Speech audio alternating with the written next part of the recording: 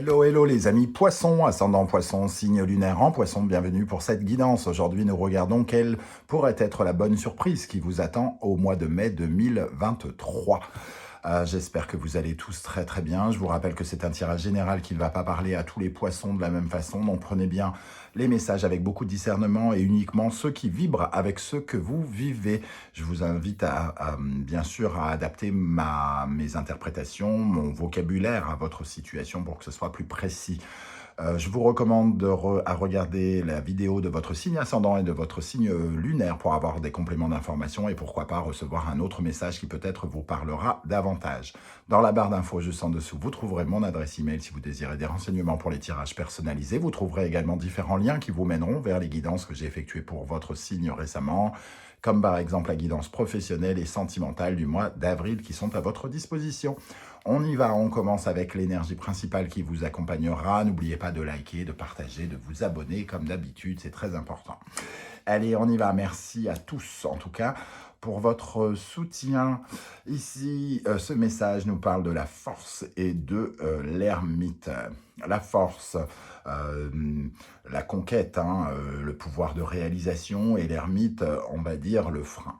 Alors pour moi ici, ce qui peut vous aider pendant ce mois de mai, c'est des freins finalement.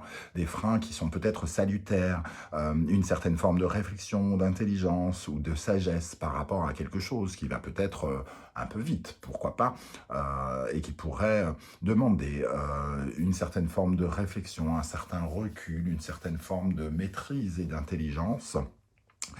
Ces freins ici sont là pour vous aider, plus que pour vous bloquer. Je les vois vraiment comme ça. Ici, ça nous parle de quelque chose qui demande peut-être beaucoup de vitalité, qui demande beaucoup d'énergie. Alors, par exemple, beaucoup d'énergie dans une relation, beaucoup d'énergie dans un travail ici. Et l'ermite vous invite à faire un peu la lumière sur cette façon, entre guillemets, d'avancer. La force, c'est un peu l'énergie de l'action et aussi de se défendre, peut-être comment dire, de maintenir les choses à flot, de se défendre, d'agir. Et l'ermite ici, lui, il vient plutôt ressasser, retourner les choses, réfléchir, patienter, préciser aussi. Alors, il y a quelque chose qui pourrait se préciser un petit peu dans l'axe de la lenteur.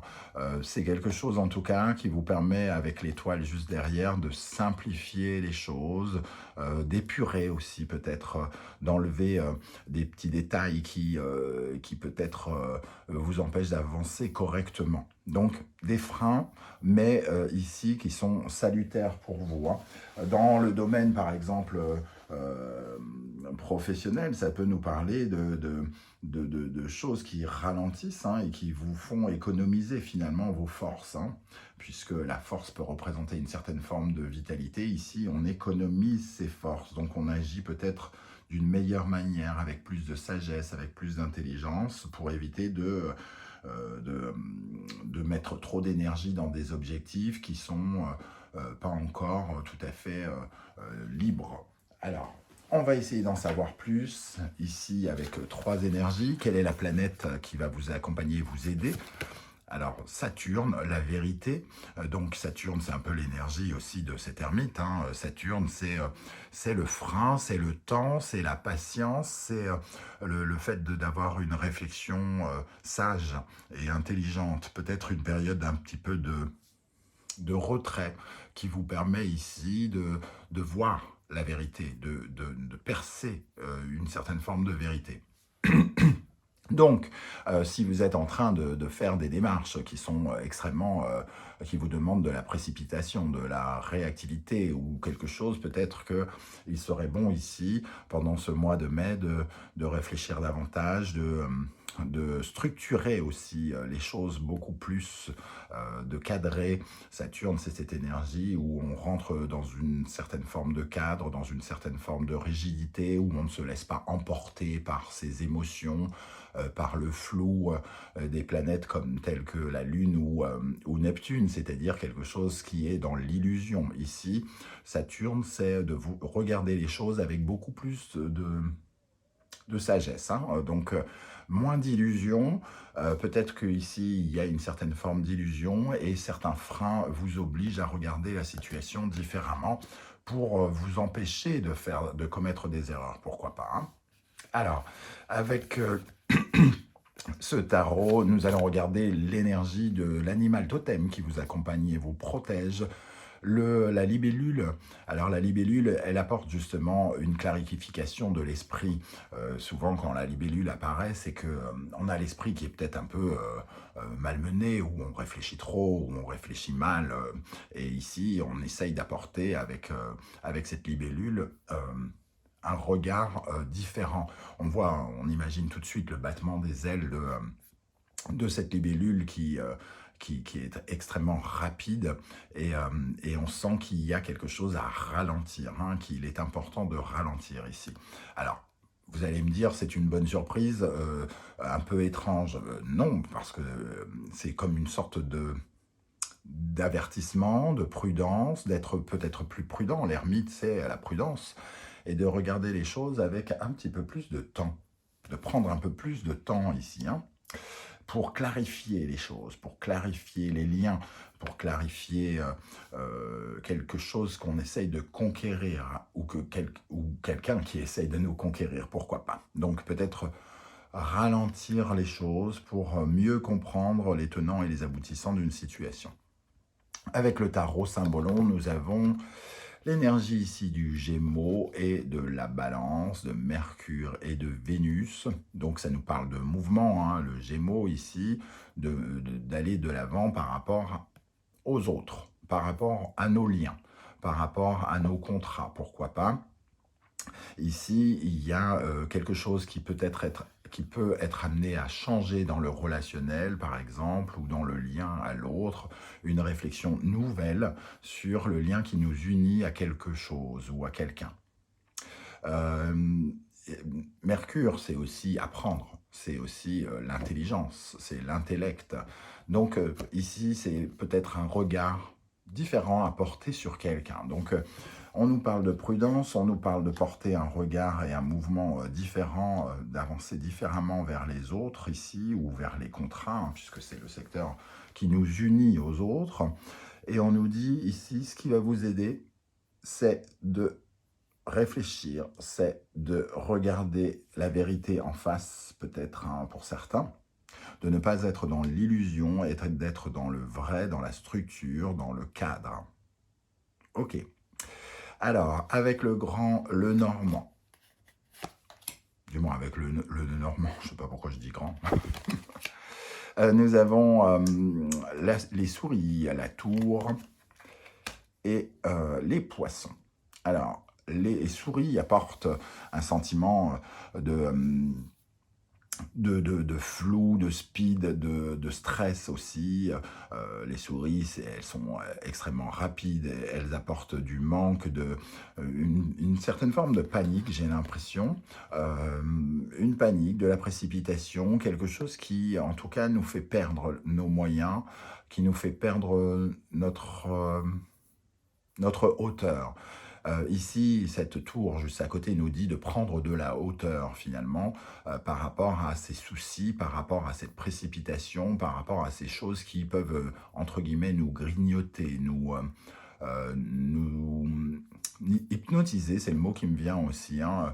Ici, il y a quelque chose qui nous grignote, qui prend de la place, qui nous vole, qui crée peut-être notre perte même pour certains.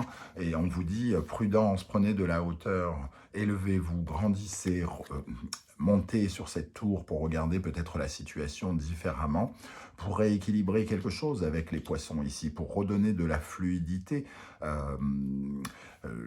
Le poisson, c'est donner, recevoir, c'est cette notion de fluidité, et il y a aussi peut-être la notion de vérité qui apparaît, parce que dans le signe du poisson, il y a un peu fuir les réalités notamment, et donc peut-être regarder les choses avec un petit peu d'illusion. Prendre de la hauteur me semble ici important. Alors, est-ce que on nous parle de quelque chose qui peut avoir un lien avec de l'argent, avec le poisson, qui pourrait causer une perte ou qui pourrait causer un manque? ici. Donc, en tout cas, il faut recréer de la fluidité. De la fluidité ici en parlant avec les autres, en ayant un mouvement avec les autres et peut-être en apportant des changements dans notre relationnel pour certains d'entre vous, hein, par rapport aux donnants et recevants. Qu'est-ce que, par rapport aux efforts que vous fournissez avec la force ici, ou les efforts que quelqu'un donne, qu'est-ce qu'il est bon de canaliser, de structurer et de rééquilibrer, hein, la balance, rééquilibrer quelque chose. Un mouvement pour équilibrer quelque chose. Alors, avec le Wandering Tarot, la bonne surprise, ça nous parle du 7 d'épée. Donc le 7 d'épée confirme cette phase d'intelligence et de prudence. Le 7 d'épée, c'est ça peut représenter la malhonnêteté, en tout cas l'illusion sûrement, et le fait de la ruse, quelque chose qui demande une autre intelligence. Alors si on est comment dire, confronté à la ruse de quelqu'un, nous, ça nous demande de réfléchir autrement. Si au contraire, vous essayez d'avoir un objectif et que peut-être vous ressentez un frein ici, ça vous demande à vous de faire preuve de ruse et de réfléchir autrement, d'avoir une autre intelligence, de sortir de votre esprit habituel dont on parlait avec la libellule et de recadrer votre esprit ici pour réfléchir peut-être différemment. Alors, nous avons le 6 de bâton, le valet de bâton, le 4 d'épée, le 4 de bâton, le diable, l'impératrice, le valet de coupe, le 8 de bâton. Ici, on a l'impression, avec l'impératrice, le 4 de bâton, le valet de coupe, que peut-être il y a quelque chose qui s'est créé... peut-être récemment, hein, il y a quelque chose, il y a une énergie un peu nouvelle avec le valet de coupe et le valet de bâton ici. Peut-être en lien avec des communications, avec quelqu'un, avec quelque chose qu'on trouvait fertile ou quelqu'un avec qui on a beaucoup discuté pour essayer de construire quelque chose, une union ici qu'on a essayé avec lequel on avait l'impression d'avoir une certaine victoire. Peut-être, hein, quelque chose qui nous semble assez réussi, assez bien parti, peut-être qui part assez rapidement d'ailleurs. Hein. Et ici, on nous dit qu'il y a peut-être de nouveaux éléments avec ce valet de bâton et ce valet de coupe, qu'il faut regarder la situation différemment par rapport justement à de nouvelles communications, puisqu'on a des valets hein, quand même, et l'impératrice qui est juste à côté ici, il peut y avoir des nouvelles communications où des choses sont dites, mais de façon peut-être un peu particulière, qu'il faut peut-être analyser différemment. Hein. On a le 7 d'épée et le diable ici, qui peut créer un lien un peu perturbant, ou un lien malsain, ou qui crée une obsession, ou qui crée quelque chose comme ça. On nous invite à méditer ici, avec le 4 d'épée, hein, sur cette chose nouvelle, sur ce nouveau... sur cette nouvelle relation peut-être, sur ce nouveau départ avec le bâton, sur une nouvelle façon d'agir. On nous invite à prendre du temps, encore une fois, avec ce 4 d'épée, pour analyser nos parts d'ombre, pour analyser nos peurs, pour analyser le lien qui est en train de se créer, pour savoir si le lien qu'on est en train de créer est positif ou négatif, et pour pouvoir éventuellement se libérer de certaines choses qui peuvent être malhonnêtes, ou de certaines choses qui peuvent être illusoires. Il est question ici vraiment de cerner des choses, de cerner quelqu'un, de cerner un lien entre vous et quelqu'un d'autre, pour moi. Hein. Vraiment, on ressent ça.